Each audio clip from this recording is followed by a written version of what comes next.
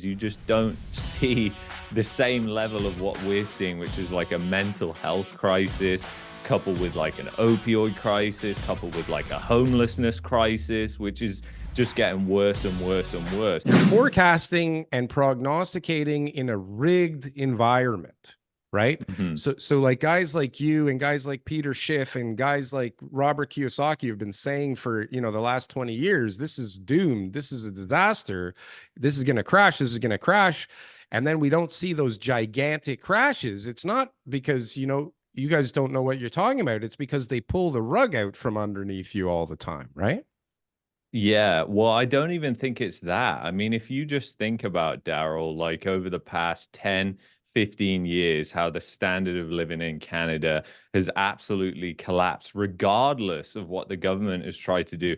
I mean, just go to any downtown area. And this is just a thing. I want to highlight that if you travel, I mean, I travel a lot, and you don't see this in other places. I mean, you see it in the US too. But like you say, that's a rigged environment as well. But you just don't see homeless people everywhere in places like Mexico, even in Central America, even in developing countries. You just don't see the same level of what we're seeing, which is like a mental health crisis, coupled with like an opioid crisis, coupled with like a homelessness crisis, which is just getting worse and worse and worse. So to your point, like, yeah, I mean, it is a rigged environment, and more of my videos this year, like I'm not really making any forecasts. I think the biggest risk this year is government stupidity. And I think if people are wishing for that, I mean, look what's happened over the past 10, 15 years, and there's your example of what's going to happen. So things will get worse as a result of being in this rigged environment. I actually think, contrary to what most people think, if the government just actually did nothing and just let free markets correct and do the work. I mean, you're already seeing interest rates come down. The Bank of Canada hasn't done anything, but interest rates are coming down. That's because they don't control everything. But let's say the whole interest rate curve was not controlled by them, we would have had interest rates going up in 2021, right? We didn't have them go up until 2022, just way too late. And we would have them coming down right now. So the boom bust cycle is like being enhanced by these central planners who just think that they can be the puppeteer and just control everything because they're smarter than everybody else, when they're in fact stupider because they're more disconnected than everybody else from the real world. I mean, Trudeau, Freeland, the Bank of Canada, do you think they live in the real world? Not even close. I mean, would you say they had 2 private jets for his trip to Jamaica? Yeah, the right? one plane that's broke normal, down. right? Yeah. Can't fit enough of them on one private jet. What the fuck is going on? But it's really true, right? And then on top of everything you said, I mean, just imagine that's likely going on without all the crazy immigration, with just like normal immigration levels. And TK, do you remember we used to be like, what? They're talking about bringing in 400,000 people a year? That's crazy, right? And then it was like, hold on.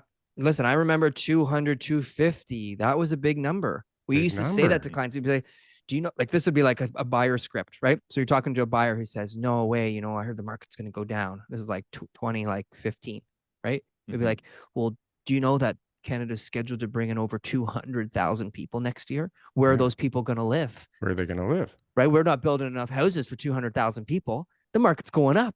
It can only go up from here, right? And then people would be like, oh, 200,000 people. Do you know that 42% of them are going to move to the GTA? And people would be like, oh my God, you're right.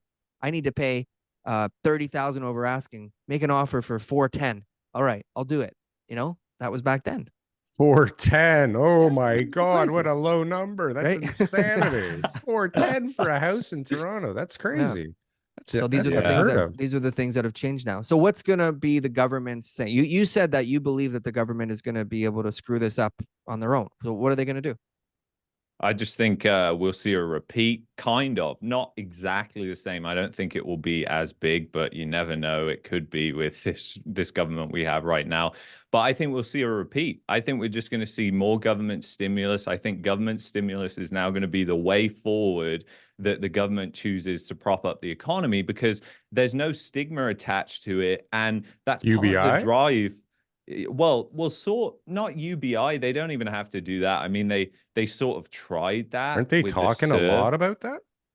Well, yeah, but I mean, UBI, we already sort of have it to a certain extent. If you think of like unemployment insurance, I mean, it's not like everybody can get it and setting like a minimum level.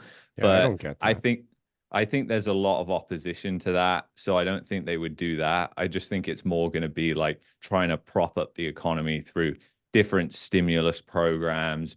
So back to I know it is. quantitative easing type of stuff.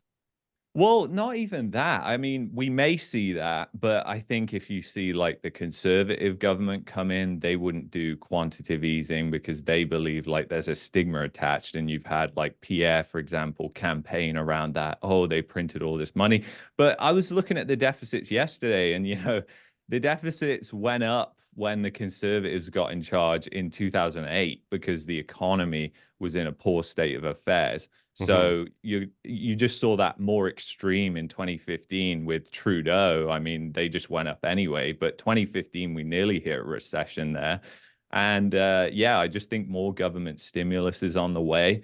And I think, but the problem I have, and maybe you guys can share some insight. This is a great thing about talking to other people, is I'm like, even if they do that though, I don't see how it will work because you're just going to get more inflation down the road, even higher rates. And we've seen this like cycle play out before in the past in the 70s. And it just ends up with higher and higher rates until you get to somebody who eventually has the balls to just completely smash it up, which is sort of like what we're having right now in the US with the Federal Reserve there. But I don't think the Bank of Canada has any balls. I think they'll probably cut before the Fed. Like, comment, and subscribe if you got anything from one of these clips. And if you want to see some more, press something on the screen here. Boom. That was good. That was good. I like that. That was good.